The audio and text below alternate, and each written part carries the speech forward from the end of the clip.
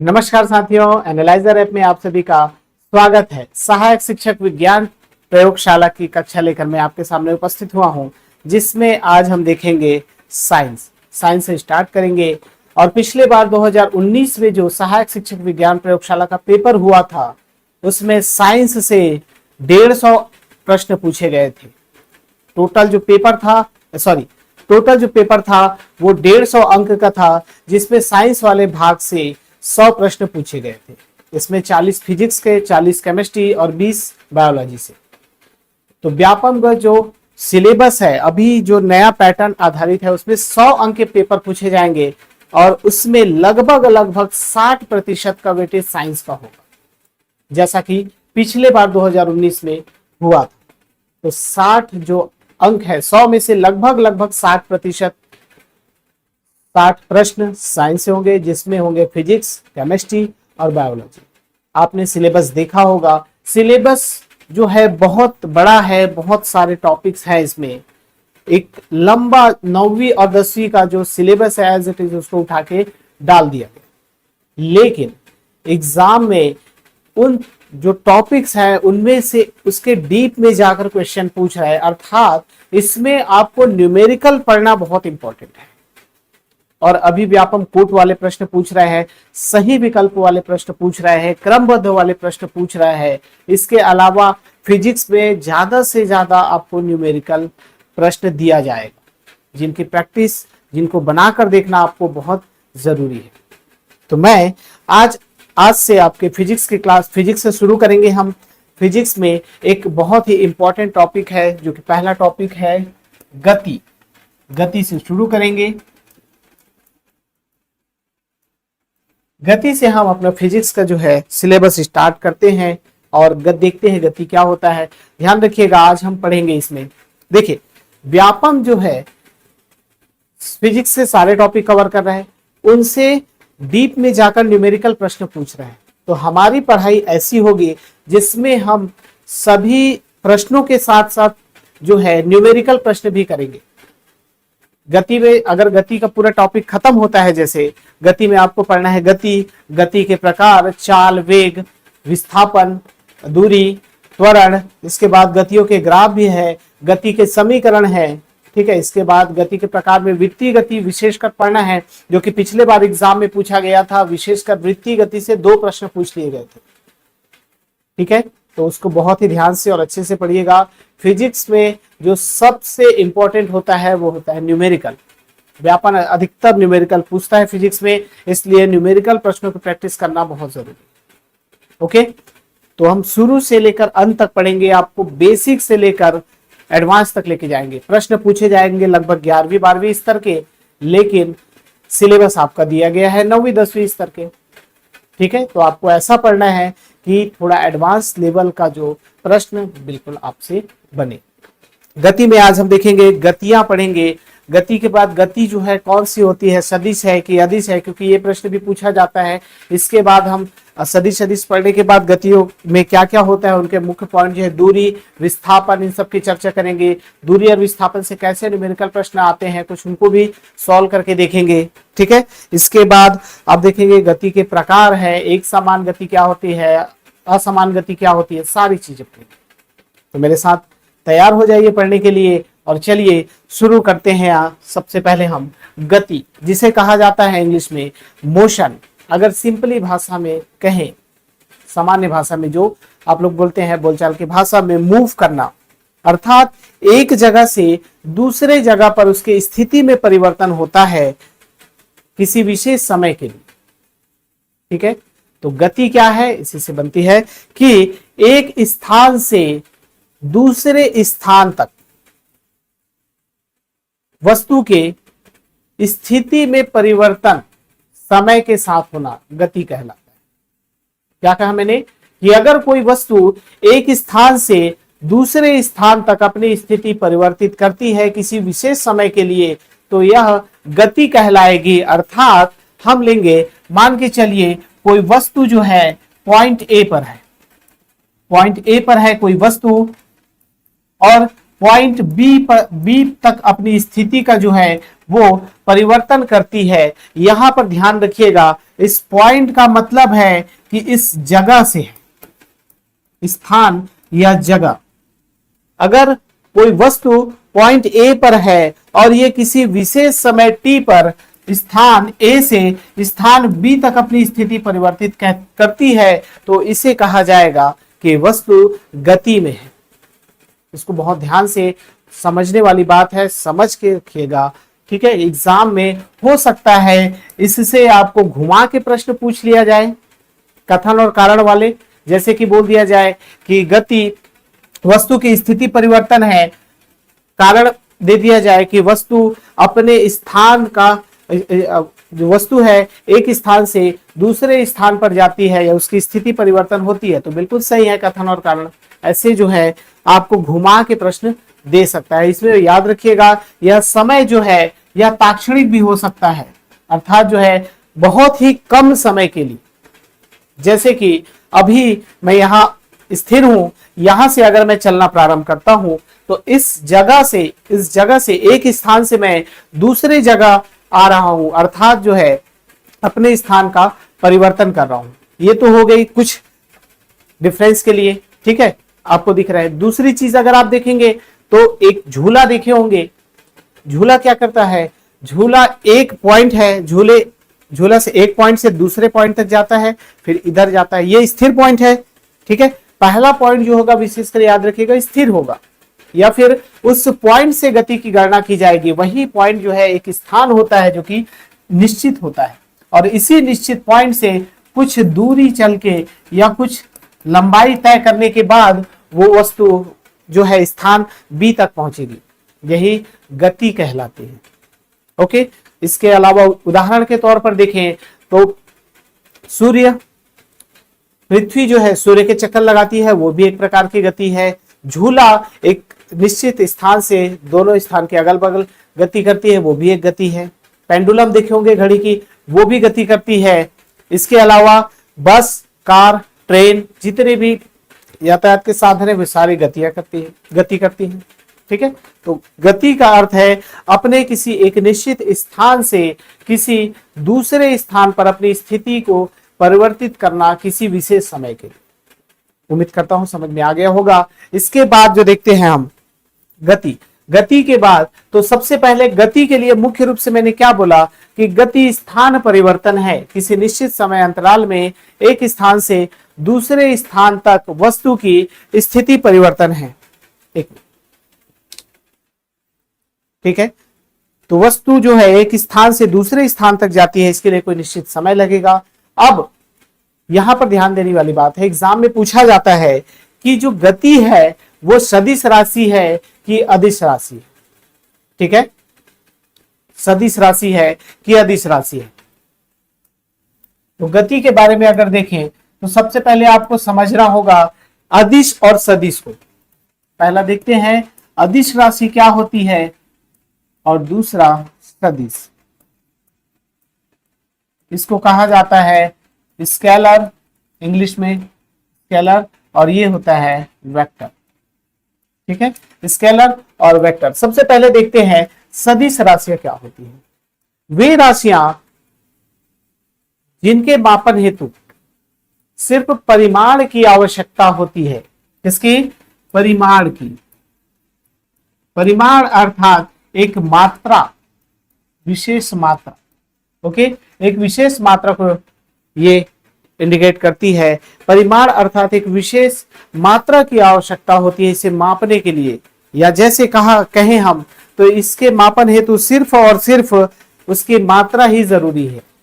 ठीक है, जैसे मैंने बताया कि एक स्थान से दूसरे स्थान तक कोई वस्तु जा रही है, गति कर रही है, तो उसको भी कुछ दूरी तय करनी होगी, कुछ लंबाई तय करनी होगी। तो ये क्या कहलाएगी? जो लंबाई है वही हो जाएगी अदिश राशि। ठीक है, तो दूरी को किसमें रखे थे? दूरी क्या हो जाएगी? उदाहरण के तौर पर देखें, परिमाण इसमें दूरी हो जाएगा। ठीक है, क्योंकि दूरी को आप मीटर में माप सकते हैं, किलोमीटर में माप सकते हैं, सेंटीमीटर में माप सकते हैं। तो सिर्फ परिमाण की जब आवश्यकता होती है तो वो कौन सी राशि कहलाती है? अदिश राशि कहलाती है। इसके अलावा अदिश राशियों में और क्या क्या आती है, तो चाल आगे पढ़ेंगे, गति के आगे पढ़ेंगे, चाल और वेग दोनों वो भी पढ़ेंगे। चाल जो है वो एक अदिश राशि है। आयतन, आयतन की बात करें तो आयतन भी एक अदिश राशि है। इसके अलावा घनत्व, चाहे कार्य या फिर ऊर्जा, विशेषकर कार्य, पिछले कोई एग्जाम में पूछा गया था कि कार्य क्या है, कार्य सदिश है कि अदिश है, तो कार्य बराबर क्या होता है, बल गुणा विस्थापन। बल जो है सदिश राशि होती है और विस्थापन भी एक सदिश राशि होती है, आगे बताऊंगा, ठीक है। तो दोनों सदिश राशियां होती हैं। तो एग्जाम में पूछा गया था कि कार्य क्या होगा, तो कार्य जो है एक अदिश राशि होती है, याद रखिएगा क्या होती है, अदिश राशि होती है। क्यों, क्योंकि यहां पर जो है बल तो भले ही सदिश राशि है और विस्थापन भी सदिश राशि है, लेकिन उन दोनों की जो मात्रा है उनका गुणनफल जो है कार्य होता है। और किसी भी दो मान है उनका गुणनफल कोई संख्यात्मक मान होता है। ये हमेशा जो इसका उत्तर आएगा ये संख्या में आएगा। और संख्या क्या होगी, संख्या एक अदिश होगी, क्योंकि इसमें 5 जूल आएगा, 10 जूल आएगा, 15 जूल आएगा, तो वो क्या बताएगी, उसकी मात्रा को बताएगी, अर्थात परिमाण को बताएगी। और यही परिमाण जो है जब पता चलती है सिर्फ परिमाण, तो वो कहलाती है अदिश राशि। तो इसको बहुत ध्यान से याद रखिएगा कार्य को अगर पूछा जाए। दूसरी अगर मैं बात करूं, दूसरा है सदिश राशि, ठीक है। सदिश राशि है तो इसमें सदिश राशि में परिमाण, ऐसी राशियां जिनसे परिमाण एवं या जिनको मापने के लिए परिमाण एवं दिशा दोनों की आवश्यकता होती है, सदिश राशि कहलाती है। या ऐसी राशियां जिनसे परिमाण एवं दिशा दोनों ज्ञात की जा सकती हैं, वे राशियां सदिश राशियां कहलाती है। वेक्टर, ठीक है, सदिश राशियां कहलाती है। सदिश राशियों में देखें तो विस्थापन, वेग, इसके अलावा त्वरण, बल, संवेग, ये सारी चीजें आएंगी। क्या आएंगी इसमें, विस्थापन आ जाएगी। विस्थापन किसी विशेष जो परिमाण के साथ साथ ये क्या बताएगी, एक स्थान से दूसरे स्थान पर किस दिशा में विस्थापित हो रही है, इसका भी ज्ञान जो है विस्थापन से होगा। इसके अलावा वेग होगा, अगर कोई वेग करेगा तो एक निश्चित दिशा के लिए ही उसका वेग जो है, वेग की गिनती की जाएगी, वेग की गणना की जाएगी। इसके अलावा त्वरण जो है, त्वरण भी किसी, क्या होती है, त्वरण जो है वेग में परिवर्तन की दर होती है। आगे पढ़ेंगे त्वरण को बहुत डिटेल से, और इसमें त्वरण जो है क्या हो जाएगी, वेग परिवर्तन की दर है और ये किसी न किसी दिशा में होगी, तो त्वरण भी क्या हो जाएगी, एक सदिश राशि हो जाएगी। इसके अलावा बल, फोर्स भी किस दिशा में लगाया जाता है, ये होता है सदिश राशि। इसके अलावा संवेग भी है। और हाँ, पिछले बार एग्जाम में 2019 में पूछा गया था कि धारा, या ऐसे घुमा के थोड़ा पूछा गया था कि निम्नलिखित में से कौन सी सदिश राशि होगी। उसका आंसर जो है, 4 ऑप्शन थे, आंसर धारा हुआ था। तो विद्युत धारा जो होती है, धारा को एम्पियर से मापते हैं और धारा हमेशा प्लस से माइनस की ओर जाती है, अर्थात इसमें धारा किसी विशेष दिशा में ही बहेगी, अर्थात इसके दिशा का भी निर्धारण किया जा सकता है। इसलिए धारा एक प्रकार की सदिश राशि होगी, विद्युत धारा सदिश राशि होगी। तो आप ऐसा मत समझिएगा कि सदिश और अदिश से प्रश्न नहीं पूछा जा सकता। एग्जाम में बिल्कुल इससे प्रश्न आया हुआ है, इसलिए आपको अच्छे से पढ़ना है। और इसको सबसे बेहतरीन तरीके से पढ़ने का जो फॉर्मूला है वो ये है कि आप जैसे पढ़ रहे हैं गति, तो गति अदिश है या सदिश, उसी समय समझ लीजिए। इसके बाद चाल और वेग आएगा, उसमें समझ लीजिए। दूरी और विस्थापन, उसको समझ लीजिए। तो जो जो टॉपिक आते जाएंगे, जैसे विद्युत धारा का टॉपिक आएगा, उस समय मैं आपको बता दूंगा कि विद्युत धारा सदिश राशि है कि अदिश राशि है। बल आएगा, ठीक है, गुरुत्वाकर्षण, त्वरण आएगा, गुरुत्वीय त्वरण, त्वरण आएगा। तो वे सारे जो हैं जैसे जैसे आगे आएंगे मैं बताते जाऊंगा कि वो सदिश राशि है कि अदिश राशि है। उसके लिए निश्चिंत रहिए बहुत ही ध्यान से। और एक चीज हाँ विशेषकर आपको बता दो कि हम पूरे के पूरे अंत तक रहिएगा, उसमें हम न्यूमेरिकल भी देखेंगे और बहुत ही अच्छे स्तर के न्यूमेरिकल। ओके, जितना भी एग्जाम में पूछा जा सकता है उन सभी का न्यूमेरिकल देखेंगे। इस जो टॉपिक कवर हो जाएगा उस टॉपिक से एक वीडियो न्यूमेरिकल का आएगा, जिससे आपकी प्रैक्टिस और बेहतर हो जाएगी। ठीक है, चलिए तो अब बढ़ते हैं। इसके बाद अदिश और सदिश राशि हो गई। इसमें दो शब्द, एक शब्द आया गति में कि कोई वस्तु जो है ए से बी तक जा रही है, तो इसमें कुछ क्या चल के जा रही है, लंबाई चल के जा रही है, दूरी चल के जा रही है। ठीक है, तो अगर पॉइंट ए से पॉइंट बी तक जा रही है, अर्थात एक स्थान से दूसरे स्थान तक अपनी स्थिति परिवर्तित कर रही है, तो वो कुछ ना कुछ लंबाई चल के जा रही है, रास्ता तय करके जा रही है, और वही क्या कहलाएगी, दूरी। और एक शब्द आता है विस्थापन। तो इन दोनों में जो है डिफरेंस भी बताएंगे, दोनों क्या है वो चीज भी बताएंगे। तो गति के लिए 3 बिंदु आपको याद रखना है, विशेषकर गति में 3 चीजें आती है। पहला, ठीक है, पहला जो है क्या होगा, निर्देश बिंदु।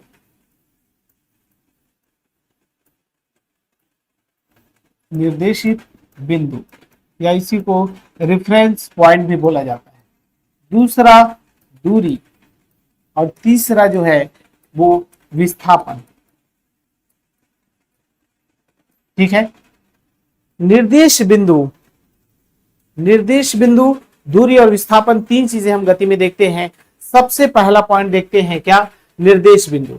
मैंने बताया कि कोई वस्तु जो है एक स्थान या पॉइंट ए से पॉइंट बी तक जा रही है, बी तक जा रही है। ठीक है, तो पॉइंट ए से पॉइंट बी तक जा रही है, यही पॉइंट क्या है, वह स्थान है जो किसी विशेष स्थान के लिए, रेफरल पॉइंट के लिए, किसी निर्देशित बिंदु के लिए वह अपने स्थिति का परिवर्तन कर रही है या स्थान परिवर्तन कर रही है, स्थान परिवर्तन कर रही है। कौन, वह वस्तु या वह कण या वह व्यक्ति जो एक स्थान से दूसरे स्थान तक कहीं जा रहा है या अपनी गति को बदल रही है, किसी गतिशील अवस्था में आ रही है। ठीक है, तो निर्देश पॉइंट, निर्देश बिंदु जिसे कहा जाता है, यही पॉइंट होता है। ध्यान रखिएगा, जब भी आप गति की गणना करेंगे तो किसी एक पॉइंट को आपको क्या करना पड़ेगा, निश्चित करना पड़ेगा। ठीक है, यह पॉइंट स्थिर होगा और इसी पॉइंट से आप किसी अगले पॉइंट या अगले बिंदु तक, जहां तक बी तक जा रही है, स्थान परिवर्तित हो रही है, उसकी गणना की जाएगी। अर्थात पॉइंट, अगर आप वस्तु मान के चलिए ए से चलकर बी तक आ गई, ठीक है, बी तक आ गई, तो आप क्या कहेंगे कि यह वस्तु जो है अपने बिंदु ए के सापेक्ष, अपने बिंदु प्रारंभिक स्थिति ए के सापेक्ष वह चली गई है बिंदु बी पर। अर्थात यहां पर सापेक्ष बोला जा रहा है, सापेक्षता का नियम पालन। जब सापेक्ष की बात आती है तो किसी विशेष, अगर मैं बोलूं कि कोई वस्तु जो है अपने प्रारंभिक स्थिति से चलकर प्रारंभिक स्थिति में आती है, मतलब क्या होगी, वस्तु जो है स्थिर होगी। अभी ध्यान रखिएगा, मैंने नहीं कहा कि वह पॉइंट ए से बी तक जा रही है, बी से फिर ए तक आ रही है, मैंने इसकी चर्चा नहीं की है। मैं सिर्फ बोल रहा हूं कि कोई वस्तु जो है पॉइंट ए से पॉइंट ए में है, ठीक है, तो क्या होगी, गति नहीं होगी, वह वस्तु क्या होगी, स्थिर होगी। यहां पर स्थिति की बात की जा रही है, सापेक्षता की बात की जा रही है। कोई वस्तु अगर अपनी स्थिति बदल रही है तो वो किसी विशेष पॉइंट से दूसरे पॉइंट तक जाएगी और वो वहां पर पॉइंट ए की गिनती की जाएगी। पॉइंट ए को सापेक्ष, अर्थात वह वस्तु अपने प्रारंभिक बिंदु के सापेक्ष दूसरे बिंदु, अंतिम बिंदु पॉइंट बी पर जा रही है। ठीक है, तो ये हो गया, बहुत ध्यान से समझिएगा, एग्जाम में घुमा के इसको पूछा जाता है, निर्देश बिंदु को वहां पर अच्छे से डिफाइन नहीं कर पाते। अभी समझ में आ गया होगा। ओके, चलिए, पहला पॉइंट हो गया निर्देशित बिंदु। अब देखते हैं दूसरा, दूरी। दूरी, अच्छा एक चीज और बताना था, जो निर्देशित बिंदु है, निर्देशित बिंदु को मैंने बताया कि एक पॉइंट जो है स्थिर रहेगा। कैसे स्थिर रहेगा, जैसे अगर कोई बस चल रही है, बस किसमें चलेगी, सड़क, तो आप बस के गति की गणना जो है कैसे करेंगे, बस गतिशील अवस्था में है। कैसे होगी गतिशील अवस्था में वो? उसका पहला पॉइंट होगा सड़क। ठीक है, कोई बस है, बस है, बस है और ये चल रही है किसी सड़क पर। ठीक है, तो बस जो है, हालांकि बस ऐसा बना नहीं है अच्छे से, लेकिन फिर भी काम चलाने के लिए ठीक है ना, समझिएगा। थोड़ा ड्राइंग थोड़ा सा कमजोर है लेकिन ठीक है। बस जो है ये चल रही है सड़क पर। वैसा पेंटर तो नहीं है, वैसा चित्र बनाना नहीं आता है, फिर भी समझिएगा। तो बस सड़क पर है और सड़क से वो चल रही है, गति कर रही है। इसका निर्धारण आप कैसे करेंगे? सड़क स्थिर रहेगी तब। ठीक है, तो ये पॉइंट ए हो गया, सड़क जो है पॉइंट ए हो गया। यहां से बस के गति की गणना की जाएगी और यह जो है बी तक जाएगी, बी तक जाएगी, अर्थात बिंदु ए के सापेक्ष बस गति कर रही है बिंदु बी तक। ओके, समझ में आ गया। वैसे ही आप देखेंगे कि पृथ्वी पर स्थिर कोई वस्तु, जैसे कि मैं यहां खड़ा हूं, तो क्या मैं स्थिर हूं? स्थिर हूं। कैसे? क्योंकि मैं अपने, लेकिन स्थिर हूं वो किसके सापेक्ष, ये इंपॉर्टेंट है। आप निश्चित बिंदु किसे ले रहे हैं? तो इस यहां पर खड़ा हूं तो यहां पर जो जमीन है इसके सापेक्ष, ठीक है, जो जमीन है समतल है इसके सापेक्ष में स्थिर हूं। लेकिन मैं यहां खड़ा हूं, अगर कोई व्यक्ति चंद्रमा से देख रहा होगा मुझे, तो उसे तो मैं गतिशील अवस्था में दिखूंगा, क्योंकि जो पृथ्वी है वो अपने अक्ष पर घूमती है और सूर्य के चारों ओर भी चक्कर लगा रही है। तो इंपॉर्टेंट होता है कि वह निश्चित बिंदु कौन सा है जहां पर आप गणना कर रहे हैं वस्तु की गतिशीलता। ओके, चल तीसरा पॉइंट था, सॉरी दूसरा पॉइंट आ गया आपका, निर्देश बिंदु समझ में आ गया होगा। दूसरा जो है, अब देखेंगे दूरी। दूरी अर्थात पाथ की लंबाई, रास्ते की लंबाई। कोई वस्तु अपने एक जगह से, एक स्थान से स्थिति में परिवर्तन कर रही है, तो वो किसी निश्चित दूरी तक जा रही है। निश्चित दूरी कहने का मतलब है किसी निश्चित पथ को चलकर, निश्चित रास्ते को चलकर। अगर वस्तु ए से चलकर बी तक जा रही है, ठीक है, तो ये कुछ ना कुछ लंबाई तय करेगी। लंबाई, पाथ, रास्ता बोल सकते हैं, कुछ ना कुछ लंबाई तय करेगी और यही लंबाई क्या कहलाएगी? इसकी दूरी कहलाएगी। ठीक है, दूरी के लिए किसी खास समय के लिए ध्यान रखिएगा, जितनी भी चर्चा की जा रही है वो किसी समय के अनुसार की जा रही है और उस समय पर चर्चा की जा रही है कि वो एक विशेष समय से प्रारंभ करके जा रही है बिंदु बी तक किसी समय में, ये टी समय होगा। तो किसी खास समय में कोई वस्तु किसी एक निश्चित स्थान से, अब एक स्थान से चलकर दूसरे प्रारंभिक, इसको बोला जाएगा प्रारंभिक बिंदु से चलकर अंतिम बिंदु तक जाती है, उसके बीच की पाथ की कुल लंबाई दूरी कहलाएगी। कभी कभार दूरी का एसआई मात्रक भी पूछा जाता है, तो दूरी का एसआई मात्रक होता है मीटर। ओके, मीटर होता है और दूरी को किस में मापेंगे आप? सेंटीमीटर में, मीटर में, मिलीमीटर में, किलोमीटर में इसमें माप सकते हैं। ठीक है, माप सकते हैं। तो दूरी क्या हो जाएगी? दूरी के बारे में मात्रक हो जाएगा मीटर, एसआई मात्रक ना। और यह एक क्या होगी? सदिश होगी कि अदिश होगी? अदिश राशि होगी, अदिश राशि होगी। क्यों? क्योंकि दूरी में हम सिर्फ इसका मान ज्ञात कर रहे हैं कि ये 1 किलोमीटर चल रहा है, कि 2 किलोमीटर चल रहा है, कि 3 किलोमीटर चल रहा है। सिर्फ उसके माप को, सिर्फ इसका और इसका माप हम बता रहे हैं। ए से बी तक के बीच वह कितनी लंबाई को तय किया रास्ते की, तो क्या हो जाएगा? दूरी एक अदिश राशि होगी। याद रखिएगा, एग्जाम में पूछा जाता है, दूरी एक प्रकार की अदिश राशि होती है। ओके, इसके अलावा आप देखेंगे दूरी में क्या क्या चीजें होती है। पथ की लंबाई हो गई और यह विशेष कर जो है धनात्मक होती है अक्सर करके। ठीक है, धनात्मक क्यों होती है? अगर आप इस पॉइंट से चलना प्रारंभ करते हैं तो तो किसी पॉइंट पर जाएंगे, पॉजिटिव ही जाएंगे, तभी वो क्या होगी, धनात्मक होगी। ओके, फिजिक्स की भाषा में बोला जाए तो शून्य नहीं होती है, क्योंकि अगर आप इसी स्थान से इसी स्थान पर हैं, इसी स्थान से इसी स्थान पर है, तो क्या बोलेंगे, वो तो स्थिर है, गतिशील कहाँ हुई।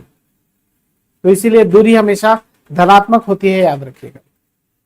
चलिए इसके बाद देखते हैं दूसरा, विस्थापन।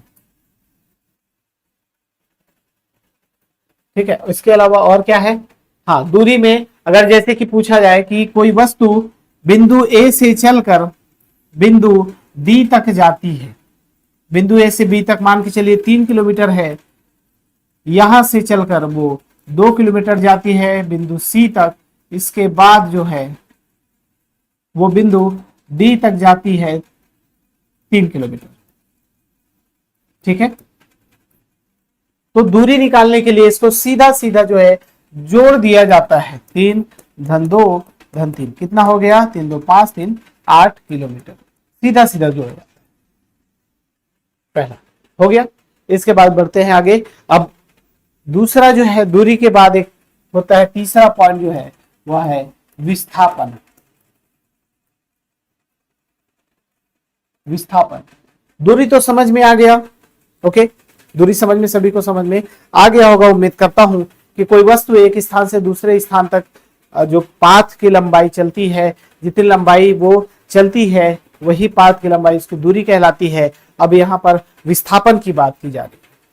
ठीक है, तो विस्थापन क्या होती है, कोई वस्तु जो है, मान के चलिए एक विशेष समय में बिंदु ए से बिंदु बी तक, अर्थात स्थान ए से स्थान बी तक जाती है। ठीक है, बिंदु ए से चलकर बिंदु बी तक जाती है, बिंदु बी से चलकर बिंदु सी तक जाती है। ठीक है, पहले ये विशेष समय के लिए ए से बी तक चली, बी से सी तक चली। अब यहां पर विस्थापन समझना है। दूरी क्या हो गई, चली गई लंबाई, एकांक समय अंतराल में चली गई कुल लंबाई क्या कहलाती है, दूरी कहलाती है। वही विस्थापन की बात करूं, विस्थापन भी एकांक समय में चली गई वस्तु द्वारा न्यूनतम दूरी, ध्यान रखिएगा क्या बोल रहा हूं, न्यूनतम दूरी विस्थापन कहलाती है। और यह इमेजिनरी, एक प्रकार की इमेजिनरी पॉइंट होती है। जैसे कि अगर यहां पर मान के चलिए घर है, किसका, राम का घर है। ठीक है, राम अपने घर से चलकर चौक पर आता है, कोई एक चौराहा है, चौक है, यहां से उसका जो दुकान है पॉइंट सी पर है। तो राम को घर, इस बिंदु ए से चलकर, अपने घर से चलकर दुकान जाना है, और उसके लिए जो रास्ता है वो पहले जाएगा इस बिंदु, इस चौक पर, और इस चौक से चलकर वो सीधा जाएगा अपनी दुकान पर। ठीक है, तो यहां से यहां तक और यहां से यहां तक जाने के लिए उसको कुछ दूरी, कुछ लंबाई तय करनी होगी, उसकी होगी दूरी। लेकिन फिजिक्स कहता है कि इसके बीच जो है, चाहे तालाब हो, जंगल हो, झाड़ी हो, लेकिन इसके बीचों बीच एक इमेजिनरी, एक काल्पनिक लाइन हम खींच सकते हैं। ठीक है, काल्पनिक लाइन खींच सकते हैं कि भविष्य में देखिए, जैसे कि अगर, ठीक है, एक सीधी लाइन खींचते हैं यहां से यहां तक, अब समझ में आ रहा होगा। ये जो है एक आभासी बिंदु है जो इसके न्यूनतम दूरी को दिखाता है, अर्थात एक शॉर्टकट रास्ता, चाहे वो हवा मार्ग से हो। अब कोई भले ही घर से चलकर दुकान जाना है, ज्यादा नहीं, यहां से मान के चलिए 4 किलोमीटर है, 4 किलोमीटर है और ये 3 किलोमीटर। ठीक है, तो यहां से यहां तक चलने के लिए भले ही वो 4 किलोमीटर पहले जाएगा, फिर 3 किलोमीटर जाएगा, लेकिन ये 7 किलोमीटर है, 7 किलोमीटर को हवाई जहाज थोड़ी ना उपयोग करेंगे, नहीं करेंगे। तो इसका विस्थापन एक काल्पनिक लाइन है। भविष्य में हो सकता है यहाँ पर अगर कोई खेत है, सड़क है, खेत है या कोई जंगल है, पेड़ है, तालाब है, उसको काट कर क्या कर दे, रास्ता बना दे, तो क्या हो जाएगी, इसकी न्यूनतम दूरी हो जाएगी। और यही न्यूनतम दूरी क्या कहलाती है, विस्थापन। ठीक है, तो समझ में आ रहा होगा। और ये विस्थापन एक विशेष दिशा को बताती है, जैसे कि ये चलकर यहां से यहां तक, यहां से यहां दो दिशा होगी, लेकिन आप प्रारंभिक बिंदु और अंतिम बिंदु, ठीक है, ये किसी विशेष दिशा को बताएगी। प्रारंभिक बिंदु से अंतिम बिंदु के दिशा को ही एक निश्चित दिशा का निर्धारण करेगी। और विस्थापन इसमें कुछ मात्रा भी होगी, तो क्या हो जाएगी ये, चलिए पहले मात्रा निकाल लेते हैं। आपने पढ़ा होगा, उम्मीद करता हूं, हाँ सभी तो, क्योंकि ये 12वीं में साइंस होना जरूरी है इसके फॉर्म डालने के लिए, सहायक शिक्षक विज्ञान प्रयोगशाला के लिए, लेकिन फिर भी आप पाइथागोरस प्रमेय 10वीं कक्षा में ही पढ़ लेते हैं। और पाइथागोरस प्रमेय जो कहता है कि अगर एक समकोण त्रिभुज है, एक समकोण त्रिभुज बन रहा है यहां पर, समकोण त्रिभुज में कर्ण का वर्ग, इसका वर्ग जो है लंब और आधार के वर्ग के बराबर होता है। इससे आप जो है विस्थापन निकाल सकते हैं, बहुत ही सरल है। क्या हो जाएगा, 4 का वर्ग धन 3 का वर्ग, इसका वर्गमूल निकालेंगे तो आपको उत्तर मिल जाएगा 16 धन 9, हो जाएगा 25, अर्थात 5 किलोमीटर। यहां से यहां तक की दूरी क्या हो जाएगी, 5 किलोमीटर। देखिए 5 किलोमीटर हो गई। अब यहां से 4 किलोमीटर, यहां से 3 किलोमीटर, 7 किलोमीटर हो रही है टोटल, और यहां से वहां तक हो गई। इसका परिमाण अर्थात मान मिल गया कि विस्थापन, यहां पर वस्तु, व्यक्ति जो है, राम है, अपने घर से निकलकर दुकान तक जा रही है, तो उसको सबसे न्यूनतम जो दूरी होगी वो 5 किलोमीटर होगी, और यही उसका विस्थापन होगा। ठीक है। और अगर दिशा की बात करें कि प्रारंभिक बिंदु और अंतिम बिंदु एक निश्चित दिशा को बता रही है, तो इसमें दिशा का भी ज्ञान हो जाएगा। ओके, तो इसमें पहली चीज जो हमने देखी, क्या देखी, परिमाण, और दूसरी चीज जो देख रहे हैं, दिशा का भी ज्ञान हो रहा है कि एक निश्चित दिशा का निर्धारण हो रहा है। तो यह कैसी राशि हो जाएगी, विस्थापन। इसमें परिमाण और दिशा दोनों ज्ञात किया जा सकता है, या दोनों का ज्ञान हमको प्राप्त हो रहा है, इसलिए विस्थापन एक सदिश राशि होगी। क्या होगी, सदिश राशि होगी। विस्थापन का मात्रक, एसआई मात्रक, ये भी मीटर ही होता है, बस इसमें दूरी और विस्थापन में, दूरी जो है उसमें दिशा ज्ञान नहीं होती है, लेकिन विस्थापन में दिशा ज्ञात की जा सकती है।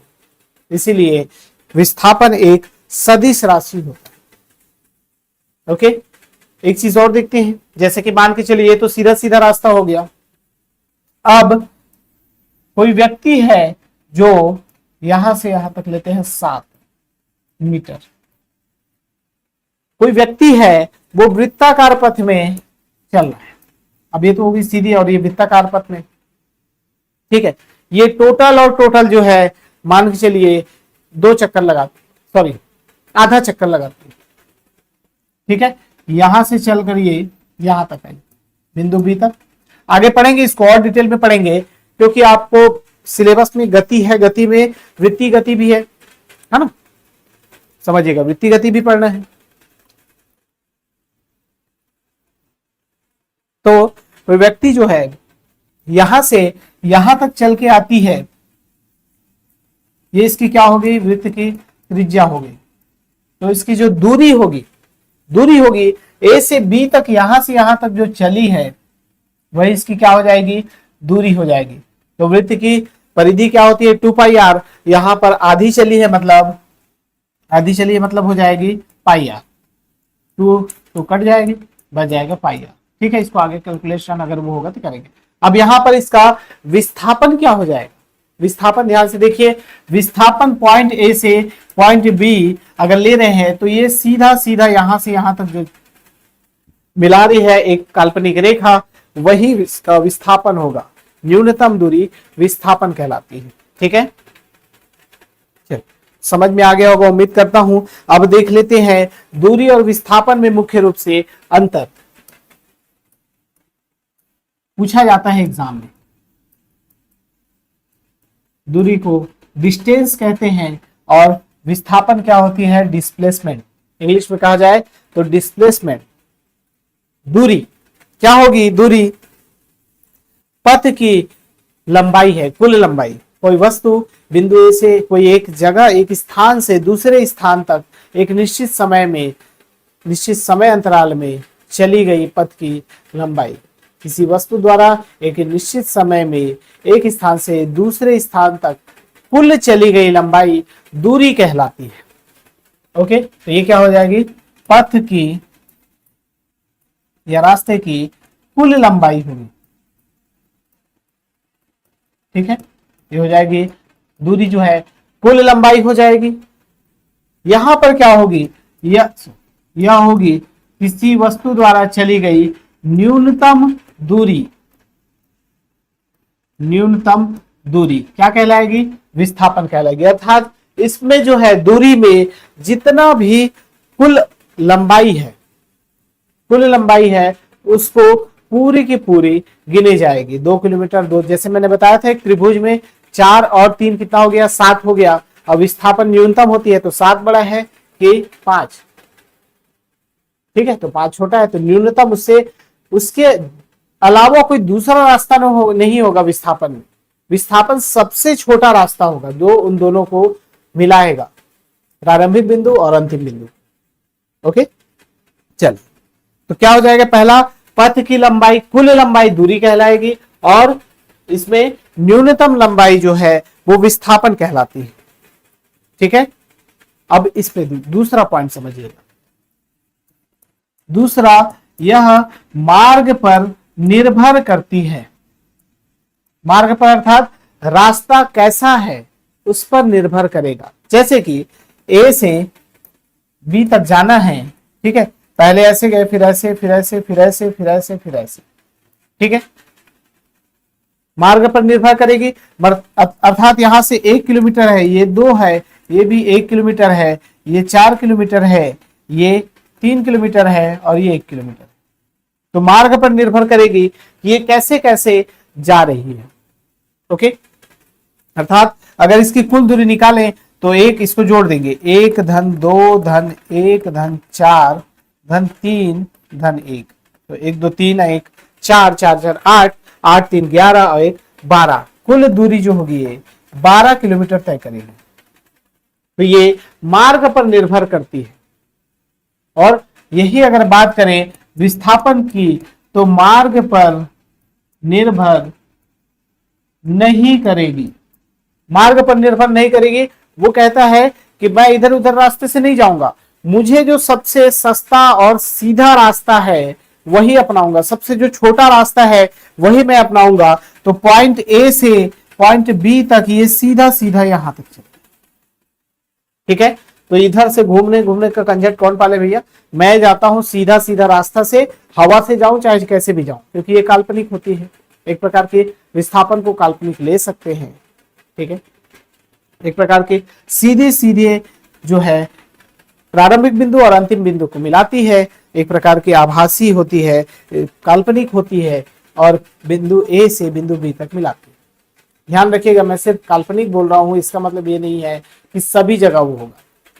ओके, किसी किसी जगह पे जहां पर रास्ता ना मिले, वस्तु को सीधा सीधा जो है रास्ता अगर बीच में बहुत घुमावदार है, बहुत घुमावदार है, तो विस्थापन एक इमेजिनरी पॉइंट। मैंने क्या कहा कि बिंदु ए से बिंदु बी तक की जो सबसे न्यूनतम दूरी होगी वही कहलाएगी विस्थापन। तो इसमें मार्ग पर निर्भर नहीं करेगी। समझ में आ गया? ओके, अब एक चीज देखिए, यहां पर अगर विस्थापन की बात करें तो ये लगभग 7 किलोमीटर आएगा, एक अंदाजा से बोल रहा हूं। ठीक है, जैसे कि हमने त्रिभुज वाले एग्जाम्पल में देखा था कि जब 4 किलोमीटर और 3 किलोमीटर चल के राम जो है अपनी दुकान तक जाता है तो 4 3 7 हो गया। ठीक है, लेकिन उसका जो विस्थापन था वो 5 किलोमीटर था। इससे एक तीसरी बात समझ में आती है कि, तीसरी बात क्या समझ में आई कि दूरी जो है हमेशा बड़ी होगी किसके, विस्थापन से हमेशा बड़ी होगी। लेकिन एक कहीं कहीं पर क्या होगा, मान के चलिए ए है और ए से बी तक जाती है। ठीक है, सीधा सीधा गई, तो यहां से मान के चलिए 3 किलोमीटर है। कोई व्यक्ति बिंदु ए से बिंदु बी तक 3 किलोमीटर चल के अपनी दुकान तक जाता है, अपने घर से दुकान तक 3 किलोमीटर की दूरी तय करता है, और ये सीधा सीधा एक ही रास्ता है, सरल रेखीय है, तो क्या हो गया इसका विस्थापन? विस्थापन भी क्या हो जाएगा, इसको क्या अलग से ऐसे घुमा के लेंगे तो 3 किलोमीटर है, तो इसका न्यूनतम जो दूरी है, न्यूनतम कितनी है, ए से बी तक 3 किलोमीटर ही होगी, 3 किलोमीटर ही होगी, तो इसके विस्थापन क्या हो जाएगा, 3 किलोमीटर हो जाएगा। अर्थात कहीं कहीं पर जो है दूरी जो है विस्थापन के बराबर भी हो सकती है। ठीक है, तीसरी चीज याद रखिएगा, दूरी विस्थापन के बराबर या बड़ी हो सकती है हमेशा।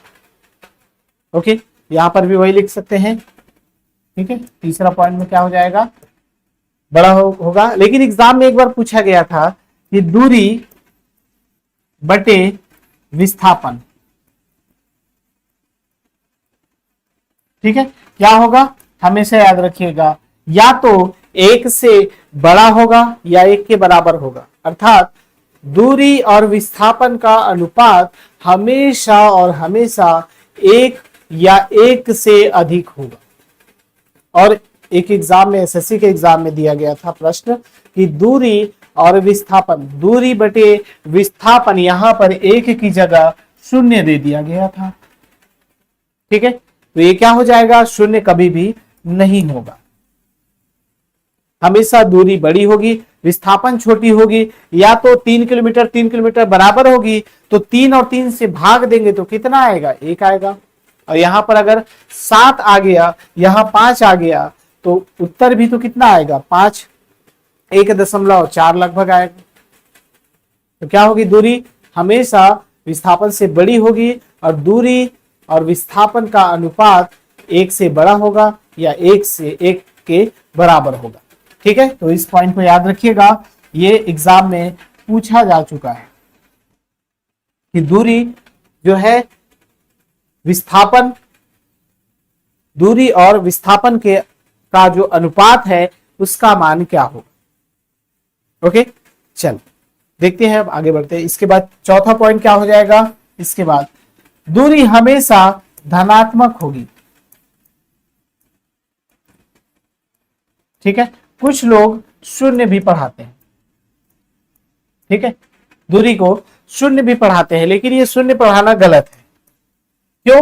क्योंकि अगर कोई वस्तु, ठीक है, कोई वस्तु जो है यहां पर खड़ी है, यहां पर स्थिर है, जैसे कि मैं यहां पर खड़ा हूं, अब मैं यहीं से खड़ा हूं और अंतिम स्थिति भी मेरी यही है, तो मेरी दूरी कौन पूछेगा?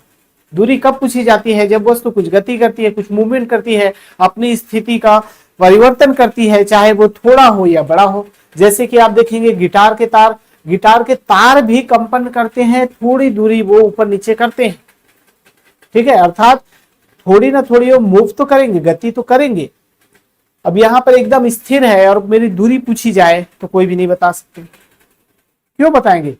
दूरी 0 है, ऐसा बोलना भी तो गलत है, क्योंकि आप अगर गति ही नहीं कर रहे हैं तो दूरी पूछने का क्या मतलब। ठीक है, कई बुक में ऐसा मिलता है, लेकिन आप याद रखिएगा दूरी हमेशा धनात्मक होती है। धनात्मक कैसे होगी? बिंदु ए से बिंदु बी तक कुछ ना कुछ लंबाई तय करके जाएगी। ओके, बिंदु ए से बिंदु बी तक कुछ लंबाई तय करके जाएगी और ये हमेशा धनात्मक होगी। यही अगर बात की जाए किसकी? विस्थापन की, तो विस्थापन क्या होगी? विस्थापन जो है धनात्मक, 0 या ऋणात्मक हो सकती है। ठीक है, विस्थापन धनात्मक, 0 या ऋणात्मक हो सकती है। कैसे? पहला देखते हैं धनात्मक कैसे होगी। विस्थापन जो है कोई ए से बी तक जा रही है। ठीक है, ए से बी तक जा रही है, तो ये यहां से ऐसे गई, विस्थापन इसका क्या हो जाएगा? सीधा सीधा हो जाएगा, तो ये तो आपको प्लस में मिलेगा। ठीक है, ये सीधा सीधा किस में होगा? प्लस में मिलेगा, क्योंकि सीधा सीधा जा रहा है बिंदु ए से बिंदु बी तक, उसका विस्थापन हो रहा है। धनात्मक में तो कोई दिक्कत नहीं है। ओके, 4 किलोमीटर है, ये 3 किलोमीटर है, तो ये कितना हो जाएगा? 5 किलोमीटर है। सीधा सीधा आंसर मिल रहा है। विस्थापन क्या हो जाएगी, धनात्मक हो जाएगी। पहली कंडीशन में क्या हो जाएगी, यहां पर धनात्मक हो जाएगी, धनात्मक हो जाएगी। ओके, अब दूसरा पॉइंट देखिए, शून्य कैसी होगी, अगर मान के चलिए कोई एक गेंद है, गेंद को आप दीवार पर मारते हैं और फिर उसके बाद वापस वो रिटर्न होके आता है तो आप फिर हाथ में ले आए, तो गेंद का विस्थापन क्या हुआ, शून्य हो गया। कैसे हुआ, ये देखिए, कोई वस्तु जो है ए पॉइंट से बी तक गई, ओके, ए से बी तक गई और बी से वापस फिर किस में आ गई, ए में आ गई, रिटर्न आ गई। अर्थात यहां पर वस्तु की स्थिति का परिवर्तन तो हुआ है, पहले वो ए से बी तक गई है, बी से ए तक गई है, ठीक है, बदली है, लेकिन अंतिम स्थिति इसकी क्या है, प्रारंभिक स्थिति के बराबर है। यहां पर जो है विस्थापन का मान हमें क्या मिलेगा, शून्य मिलेगा। इसी में भी देख लेंगे, अगर कोई वस्तु ए से चलकर यहां पर सी तक जाती है, सी से बी तक जाती है और बी से पुनः ए में आ जाती है, तो उसका विस्थापन क्या हो जाएगा, शून्य हो जाएगा। विस्थापन हमेशा प्रारंभिक बिंदु और अंतिम बिंदु की स्थिति को देखी जाती है, तो प्रारंभिक बिंदु और अंतिम बिंदु की स्थिति एक ही है, अर्थात विस्थापन शून्य होगी। ठीक है, अब तीसरा पॉइंट सबसे इंपॉर्टेंट है और तीसरे पॉइंट को समझना बहुत जरूरी कि जो विस्थापन है वो ऋणात्मक कैसे होगी, विस्थापन ऋणात्मक कैसे होगी। तो फिजिक्स में हमेशा याद रखिएगा, फिजिक्स में विस्थापन किसके लिए इंपॉर्टेंट होती है, दिशा, दिशा बताती है, परिमाण के साथ साथ दिशा बताती है। और निश्चित बिंदु से अगर जो खड़े हैं, जैसे यहां मैं खड़ा हूं, यहां से अगर मैं आपकी तरफ आऊं तो मेरी जो दिशा है वो पॉजिटिव होगी, लेकिन अगर मैं मुड़ के बोर्ड की तरफ जाऊं तो मेरी दिशा क्या हो जाएगी, विपरीत दिशा हो जाएगी। और विपरीत दिशा अगर कोई वस्तु चलती है तो वो क्या कहलाती है, वस्तु ऋणात्मक, उसका मान जो है वो ऋणात्मक में हो जाता है फिजिक्स की भाषा में। जैसे कि अगर मैं किसी एक बिंदु ए से चलूं बी तक, बी से चलूं सी तक और सी से चलूं यहां पर डी तक, ओके, डी तक चलूं तो यहां पर मेरी प्रारंभिक स्थिति ए है और अंतिम स्थिति डी है। अब ठीक है, प्रारंभिक स्थिति ए है, अंतिम स्थिति डी है। यहां पर जो इमेजिनरी पॉइंट है ये प्लस में होगा, इसके इस साइड जो दिशा है वो क्या हो जाएगी, पॉजिटिव हो जाएगी। यहां पर जो भी मान आएंगे वो पॉजिटिव में होंगे, उसके विपरीत में जो भी चलेंगे दिशा में वो नेगेटिव हो जाएंगे। इसलिए विस्थापन जो है विपरीत दिशा में हो सकती है और इसका मान ऋणात्मक हो सकता है। ठीक है, समझ में आ रहा है सभी को। जैसे कि एक एग्जांपल से देखते हैं ऋणात्मक मान के लिए। मान के चलिए राम अपने घर से निकलता है, घर से निकलकर स्कूल जाने के लिए उसे पहले एक चौराहा, पहले अपने घर से निकलकर एक छोटी सड़क है, ठीक है, जो गली कंक्रीट वाली होती है ना, गांव में जो बनी होती है, सीसी रोड जिसको बोलते हैं, वहां तक जाता है। वहां से इसको एक चौगड्डा मिलेगा, ठीक है, चौगड्डा मिलेगा इस पॉइंट पर उसे एक, इसको पॉइंट ले लेते हैं बी, ठीक है, बी तक गया। यहां से वो मुड़कर सीधा मेन रोड में जाता है, ठीक है, मेन रोड है। यहाँ कितना है, मान के चलिए यहां से यहां तक की लंबाई 4 किलोमीटर है, यहां से यहां तक की लंबाई 2 किलोमीटर है। उसके बाद इसको पॉइंट डी ले लेते हैं, इस मेन रोड से कट कर ये यहां जाता है, ये पॉइंट डी है। यहां पर उसका क्या है, स्कूल है, इसका राम का। राम स्कूल जाना चाहता है, वो 4 किलोमीटर पहले जाता है सीसी रोड से, वहां से मेन रोड पकड़ के 2 किलोमीटर, 2 किलोमीटर से बाद इसके स्कूल जाने के लिए एक रास्ता है जिसकी लंबाई है 8 किलोमीटर, 8 किलोमीटर, ठीक है। अब यहां पर किसका, राम का स्कूल है। राम घर से निकलता है, 4 किलोमीटर जाता है, 4 किलोमीटर चलने के बाद 2 किलोमीटर जाता है, किलोमीटर है ना, उसके बाद वो 8 किलोमीटर जाता है। अब फिजिक्स की भाषा में देखें तो राम अपने घर से निकला किस दिशा की ओर, पूर्व दिशा की ओर। तो पूर्व दिशा उसके लिए क्या हो गई, पॉजिटिव हो गई, अर्थात धनात्मक हो गई। ओके, ये हो गई किसमें, धनात्मक में हो गई, पॉजिटिव हो गई, ये हो गई। ये भी यहां से मुड़कर ये अपने उत्तर की ओर जा रहे हैं, ये भी क्या हो जाएगी, पॉजिटिव हो जाएगी। लेकिन अब देखिए, अब यहां से वो चलकर इधर आ रही है, अर्थात क्या होगी, विपरीत दिशा में होगी, तो ये ऋणात्मक में हो जाएगी। 8 जो है ये जो है नेगेटिव हो जाएगी। अब यहां पर देखिए, आपको अगर इसी प्रश्न में इसी उदाहरण में अगर एग्जाम में दे दिया जाए कि इस जो स्थिति है, राम अपने घर से स्कूल तक जाती है, इतने से ए से बी तक 4 किलोमीटर जाती है, बी से सी, सॉरी डी लिख दिया हूं, सी, ठीक है, सी, बी से सी तक 2 किलोमीटर, उसके बाद सी पॉइंट से डी तक स्कूल है, वहां डी पर उसका, तो वहां से 8 किलोमीटर चलता है। तो इसमें दो चीजों की गणना करनी है आपको, दूरी और विस्थापन का मान,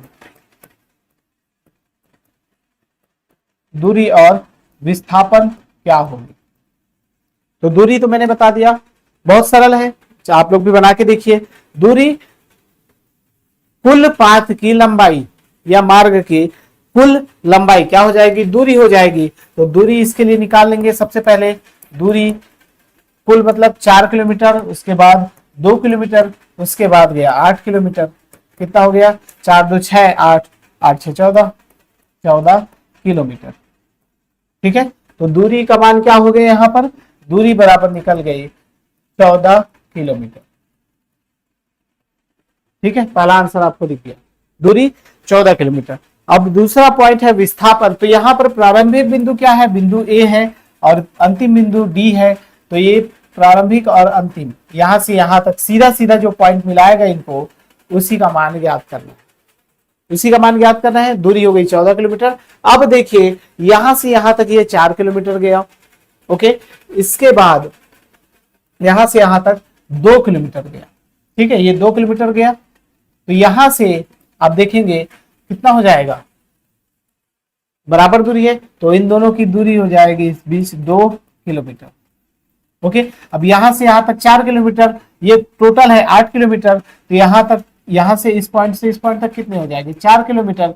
तो बच जो गई वो भी तो 4 किलोमीटर हो जाएगी, जो बच गई वो 4 किलोमीटर होगी। अब यहां पर पाइथागोरस प्रमेय लगा दीजिए, समकोण त्रिभुज बन रही है।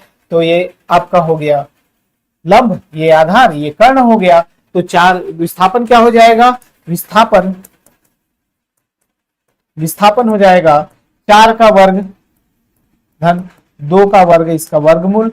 तो आप निकाल जाएंगे वर्गमूल कितना, 4 चौक 16, और ये हो जाएगा 4, अर्थात 20 वर्गमूल 20। ठीक है, वर्गमूल 20। अब ये तो आपको नहीं पता होगा। ठीक है, तो 4 का होता है कितना, 16, और 5 का होता है 25। तो उन दोनों के किस में, बीच में आ रहा है 20। तो 4 दशमलव मान के चले, विस्थापन लगभग 4 दशमलव कुछ मिलेगा, मान के चले 4.4 किलोमीटर। ठीक है, तो विस्थापन 4.4 किलोमीटर, दूरी 14 किलोमीटर। तो दूरी और विस्थापन आपको ज्ञात हो गई।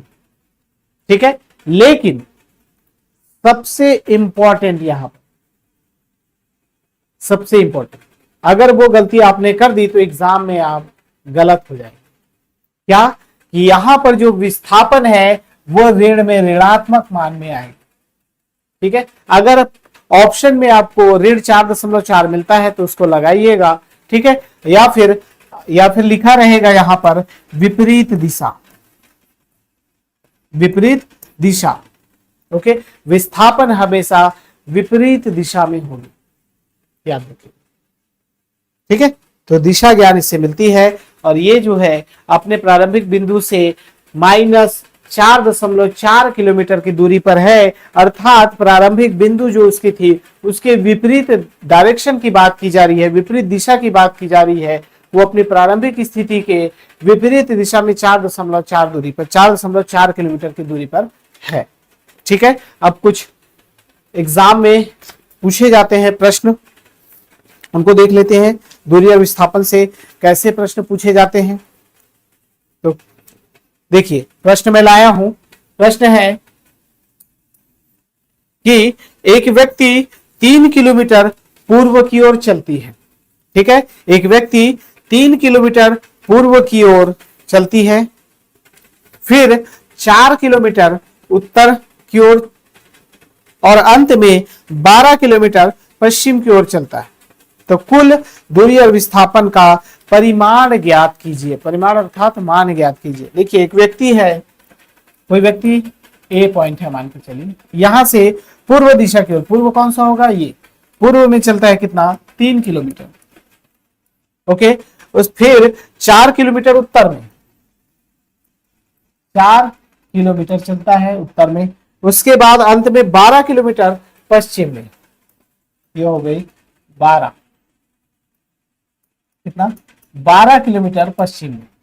ठीक है, ये हो गई। तो इसको सी और ये पॉइंट ए बी और ये सी ले लेते हैं, सी हो गया, डी ले लेते हैं। ठीक है, तो उसका दूरी और विस्थापन क्या होगा, तो दूरी बहुत सिंपल है, बन जाएगा सभी से।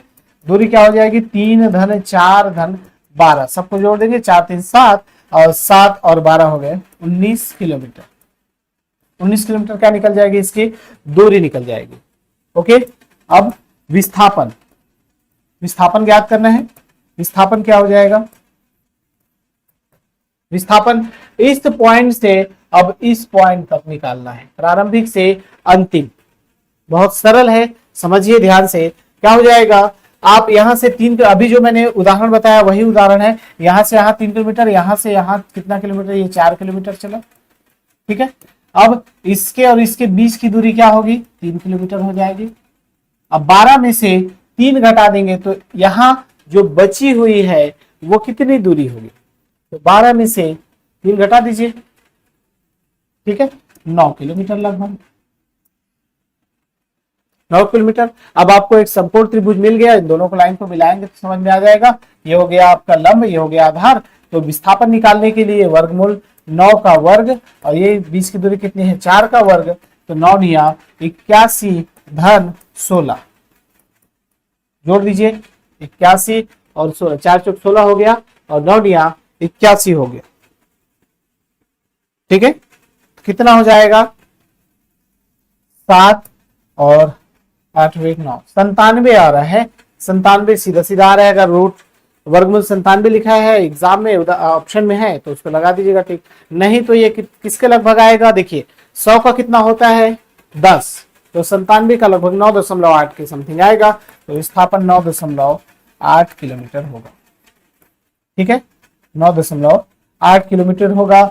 दूरी जो है वो 19 किलोमीटर है और विस्थापन 9.8 किलोमीटर है। वो कंडीशन याद कीजिए, कौन सी कंडीशन, दूरी हमेशा बड़ी या बराबर होगी विस्थापन की। ये कौन सा कंडीशन फॉलो हो रहा है, दूरी जो है 19 किलोमीटर है, विस्थापन 9.8, तो दूरी यहां पर क्या हो जाएगी, बराबर नहीं है, बड़ी है। ओके, हमेशा अगर आपका जो दूरी का मान है ना वो विस्थापन से जो है वो कम हो गया तो समझ जाइए कि आप गलत बना रहे हैं, या विस्थापन का जो मान है वो दूरी से अधिक आ गई तो समझ जाइए कि आप गलत बना रहे हैं। तो दूरी हमेशा और हमेशा विस्थापन से बड़ी होगी। आगे समझ में। एक दूसरा प्रश्न है, एक नाव धारा की दिशा में 30 किलोमीटर फिर विपरीत दिशा में 18 किलोमीटर चलती है। प्रारंभिक बिंदु से विस्थापन और कुल दूरी ज्ञात कीजिए। एक नाव है, नाव बना लेते हैं। ठीक है, ये नाव है। नाव धारा की दिशा में, अब धारा की दिशा मान के चलिए इस साइड है। ठीक है, धारा की दिशा में, सबसे पहले धारा की दिशा में 30 किलोमीटर चलती है। अब एक पॉइंट ले लीजिए, मान के चलिए यहां से लेते हैं। ठीक है, धारा की दिशा में, या इसको ले लीजिए। ठीक है, एक ही पॉइंट ये है कि इस पॉइंट से चल कर ये 30 किलोमीटर जाती है। कितनी जाती है, 30 किलोमीटर गई। समझ में आ रहा है।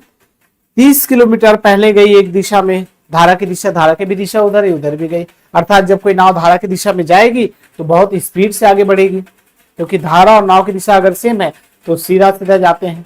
जैसे कि अगर जिस गांव में नहर होगा तो वो लोग नहर में नहाते होंगे, नहर का पानी जिधर जाएगा उधर आप तैरेंगे तो मस्त एकदम स्पीड से तैरेंगे। लेकिन अगर उसके विपरीत जाना होगा तो बहुत ताकत लगाना पड़ता है।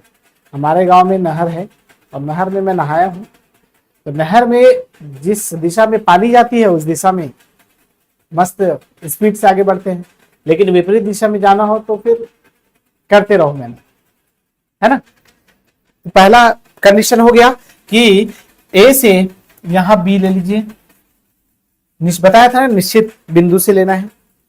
कोई नाव धारा की दिशा में 30 किलोमीटर फिर विपरीत दिशा में 18 किलोमीटर चलती है, तो प्रारंभिक बिंदु अब यहां से वापस आएगी, विपरीत दिशा आएगी कितना, यहां तक, ठीक है। यहां से यहां तक की दूरी 18 किलोमीटर, ओके। विपरीत दिशा में आ रही है ना, याद रखिएगा, ये इस दिशा में, ये इस दिशा में, तो दूरी क्या हो जाएगी। तो अब ये मत समझिएगा कि यहां से मैं खींचा हूं फिर ऊपर लेके गया इधर खींच दिया, यहीं से लौट के आ रही है, ठीक है। नहर में जा रही है और वहीं से वापस आ रही है, ओके। तो विपरीत जाती तो 30 किलोमीटर है, विपरीत आती है 18 किलोमीटर, तो इसका दूरी क्या हो जाएगी, दूरी का कुल चली गई लंबाई, अर्थात पहले गई कितनी 30 किलोमीटर और उसके बाद 18 किलोमीटर, तो कितनी हो जाएगी 30 और 18 हो गई 48 किलोमीटर। ये इसकी क्या हो गई, दूरी हो गई। अब बात करूं मैं विस्थापन की, तो विस्थापन सबको पता होना चाहिए कि विस्थापन पहले चली पॉजिटिव में होगा, कितना पॉजिटिव में, यहां लिख देता हूं 30, अब 18 को जोड़ना है, लेकिन 18 क्या है, 18 ध्यान रखिएगा 18 विपरीत दिशा में आ रही है तो -18 हो जाएगा, तो 30 माइनस 18, ओके। कितना हो जाएगा, 10 में से 8 गया 2 और ये 12 किलोमीटर। यहां पर भी देखिए दूरी का मान आ रहे हैं 48 और विस्थापन मात्र 12 किलोमीटर। विस्थापन छोटा है, दूरी बड़ा है, ठीक है। तो उम्मीद करता हूं विस्थापन दूरी आपको अच्छे से क्लियर हो गया होगा। इससे और संबंधित प्रश्न हम जरूर करेंगे, ठीक है। एक प्रश्न ऐसे पूछा जाता है, एक प्रश्न क्या कहा जाता है, को कोई वस्तु जो है मान के चलिए बिंदु ए से बिंदु बी तक जाती है, बिंदु बी से सी तक जाती है, सी से डी तक जाती है, ऐसी बता रहा हूं, डी से ई तक जाती है, ठीक है। तो इसकी मान के चलिए यहां पर 4 और 3 है, ठीक है, 4 और 3 है, यहां पर 8 और ये 6 किलोमीटर, 6 किलोमीटर, ये 3 किलोमीटर और ये 4 किलोमीटर। कोई वस्तु जो है बिंदु ए से अपने, मान के चलिए इसको समझने के लिए, कोई व्यक्ति जो है अपने एक प्रारंभिक बिंदु से पूर्व की ओर 4 किलोमीटर चलता है, फिर पूर्व वहां से वो उत्तर की ओर 3 किलोमीटर चलता है, फिर वहां से वह मुड़कर 8 किलोमीटर पूर्व की ओर चलता है, फिर उसके बाद वह, अच्छा हाँ ये 6 किलोमीटर होना चाहिए, ये छोटा लग रहा है, ये 6 किलोमीटर ले लेते, ये बड़ा लग रहा है आपको, इसको 8 किलोमीटर, ओके। फिर वह व्यक्ति जो है पूर्व की ओर 6 किलोमीटर फिर उत्तर की ओर 8 किलोमीटर चलता है। तो पूछा जाएगा कि इसमें व्यक्ति की दूरी और विस्थापन की गणना करें। तो दूरी के लिए तो बहुत सरल है, दूरी सीधा सीधा 4 धन 3 धन 6 धन 8, कितना हो जाएगा 4 3 7, 7 और 6 13, ठीक है, 4 3 7 और 13 21, ठीक है, 21 हो जाएगा, कितना 21 किलोमीटर।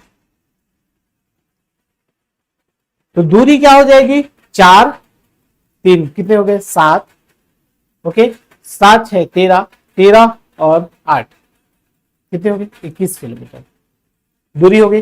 अब पूछा जाएगा विस्थापन, अब विस्थापन में तो फंस जाएंगे आप, थोड़ा ये कठिन हो जाएगा। ठीक है, विस्थापन में कठिन इसलिए हो जाएगा क्योंकि आपको दो दो बार पाइथागोरस प्रमेय लगाना है। पहले इस बिंदु को निकालना है इमेजिनरी पॉइंट, फिर इस पॉइंट से इस पॉइंट तक ये चलेगी दूरी, और इन दोनों का योग ही क्या हो जाएगा, इस पॉइंट से लेकर इस पॉइंट तक सी तक की जो पूरी की पूरी जो मान हम निकालेंगे वही उसका क्या हो जाएगा, विस्थापन। तो 4 पहले इन दोनों का निकाल लेते हैं। 4 का वर्ग धन 3 का वर्ग कितना हो जाएगा, 16 धन 3 या 9, ये हो जाएगा 25 अर्थात 5 किलोमीटर। ठीक है, तो यहां से यहां तक की दूरी आ गई 5 किलोमीटर। और उसके बाद दूसरा का वैसे निकाल लेते हैं, वर्गमूल 8 का वर्ग धन 6 का वर्ग कितना हो जाएगा, 64 धन 36, ये हो गया 100, और 100 का कितना होता है 10। तो यहां से यहां तक की दूरी हो गई 10 किलोमीटर। ओके, दोनों की हो गई 10 किलोमीटर। तो 5 और 10 कितनी हो गई, विस्थापन 15 किलोमीटर हो। ठीक है, विस्थापन 15 किलोमीटर और इसके जो है क्या दूरी 21 किलोमीटर है। तो ऐसे प्रश्न को बहुत ध्यान से अच्छे से पढ़िएगा, एग्जाम में पूछने लायक होते हैं। ठीक है, और फिजिक्स का तो नियम ही है, अगर आपको पेपर को कठिन करना है तो न्यूमेरिकल देगा। और हाँ, एक चीज याद रखिएगा, डायरेक्ट कभी नहीं देता है, फॉर्मूला में डायरेक्ट फिट हो जाए ऐसा प्रश्न अभी विज्ञान प्रयोगशाला में नहीं आएगा। इससे पहले जो हुआ था परिचारक में, उसने तो डायरेक्ट पूछ लिया, लेकिन आप तकनीशियन का पेपर देखे हैं, ये 2019 का विज्ञान प्रयोगशाला का पेपर देखिएगा, उसमें न्यूमेरिकल जो है घुमा घुमा के दिए। आगे देखेंगे वृत्तीय गति, जब पढ़ेंगे वृत्तीय गति से प्रश्न आया है कि कैसे घुमाया जाता है। ओके, सभी को समझ आया होगा। और क्लासेस जो हैं, क्लासेस ऐसी चलेंगी कि आपको कुछ करने की जरूरत नहीं है, बस आप पढ़ते जाइए, न्यूमेरिकल बनाते जाइए। अंत में जो न्यूमेरिकल कराएंगे वो सब टाइप के होंगे, कथन काला वाले होंगे, कूट वाले होंगे, क्रमबद्ध वाले होंगे, आंकिक प्रश्न होंगे, सब टाइप के। ठीक है, फिजिक्स में अधिकतर चांसेस होते हैं न्यूमेरिकल प्रश्न के, तो इसलिए न्यूमेरिकल को थोड़ा ज्यादा करेंगे। ओके, चल, तो आज का क्लास यही समाप्त करते हैं, और इसके बाद पढ़ेंगे हम आगे गति के प्रकार, गति में कौन कौन सी गति है, कंपन गति है, घूर्णन गति है, सरल रेखीय गति, स्थानांतरित गति है। सिलेबस में वृत्तीय गति आखिरी में जुड़ा हुआ है, उसको और अच्छे से पढ़ लेंगे। ठीक है, इसके अलावा चाल वेग क्या होता है, गतियों के ग्राफ क्या होते हैं, वेग त्वरण, वेग हो गया त्वरण पढ़ेंगे, ग्राफ से न्यूमेरिकल प्रश्न कैसे पूछे जा सकते हैं, ये बहुत इंपॉर्टेंट है। अधिकतर दूरी और समय का ग्राफ पढ़ लेते हैं, वेग को दिखाएगा बस इतना पढ़ के खत्म कर देते हैं, लेकिन उससे न्यूमेरिकल प्रश्न भी आ सकते हैं। वे सारे प्रश्न आपको कराए जाएंगे, निश्चिंत रहिए, बहुत ध्यान से और अच्छे से पढ़िए। समय बहुत कम है, जितनी ज्यादा आप प्रैक्टिस करेंगे उसके लिए आपको अच्छा होगा। ठीक है, तो अब लग जाइए, बिल्कुल लग के पढ़िए और अच्छे से पढ़िए। मिलता हूं नेक्स्ट वीडियो में। नमस्कार, जय हिंद।